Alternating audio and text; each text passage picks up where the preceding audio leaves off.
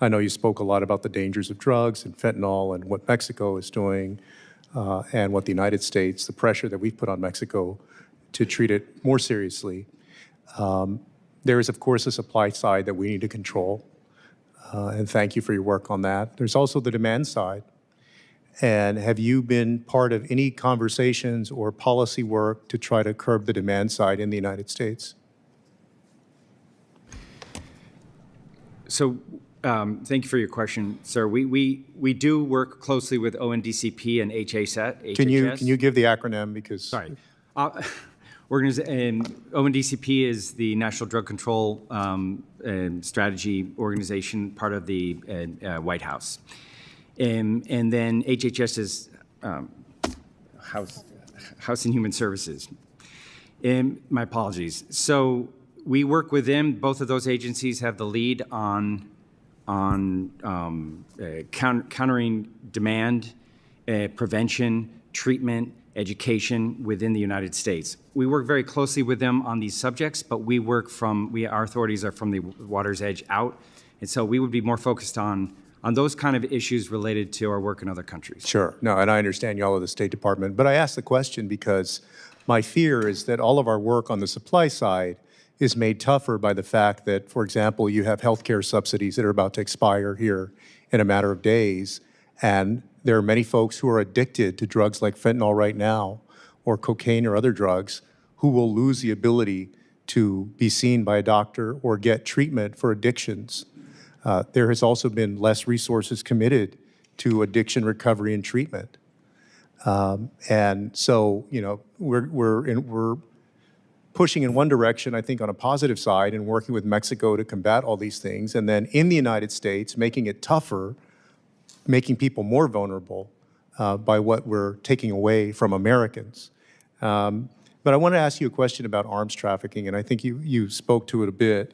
I just recently refiled the Armas Act, which is meant to combat arms trafficking to Mexico.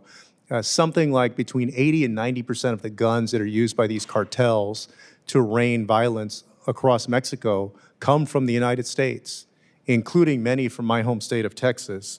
And one of the outcomes of the inaugural U.S.-Mexico Security Implementation Group was a commitment to expand the use of the United States Bureau of Alcohol, Tobacco, and Firearms e-trace system to all 32 Mexican states. And this would allow us to track where weapons came from and prosecute the criminals who buy them from U.S. gun stores and sell them to cartels. So I wanted to ask you, when do you expect all 32 Mexican states and law enforcement entities will be able to use the e-trace platform? And is INL providing funding to help Mexican states accomplish this goal? Thank you for that question. The answer is yes. INL has been working with all 32 states. So far, we have expanded e-trace to 25 of the 32 states. We continue to talk to the other 7. I can't give you a timeline and when. What's the holdup generally, or do you have an understanding? I think this is just a matter of like rolling it out and having discussions with the different states, but I don't know the specifics. I don't know if you do. I will say that this has been a priority for all of us. We see this as a direct U.S. national security issue. These guns are going right to the cartels and increasing their lethality and threatening not just Mexican security forces, but U.S. citizens in Mexico. CBP has been stepping up its efforts to try to control the flow of the guns going south. Sure. We are working with ATF to set up a specialized unit that would then focus on the issue of the illegal guns. Let me just jump to one more subject because my time is running down, but I appreciate it. I understand that this hearing is on Mexico, of course, and it's an important issue that needs to be discussed, but given the urgency and weight of what's going on right now in Venezuela, I have to raise that issue as y'all oversee Western Hemisphere affairs. Last night, the president announced a blockade of Venezuela and demanded a return of, quote, oil, land, and other assets from Venezuela. The president has said that land strikes will be imminent. Ms. Duhlholm, you are the Principal Deputy Assistant Secretary of State for the Western Hemisphere, and you're here speaking for the administration. Can you explain to this Congress in clear terms why we would want to send service members to war in Venezuela for oil and land, as the president has said? Thank you very much, Ranking Member Castro. I would First of all, the president's tweet, I think, was very clear on his intentions. I can say that the administration has been very focused on ensuring that narco traffickers are not able to threaten Americans. The many hundreds of thousands of Americans who have died as a result of the drugs that they import to the U.S. are clearly a top priority to the president, and we will continue to be focused on that. We do have other concerns with Nicolas Maduro as well. In addition to the fact that he is the head of an international cartel, drug trafficking, the Cartel de los Soles.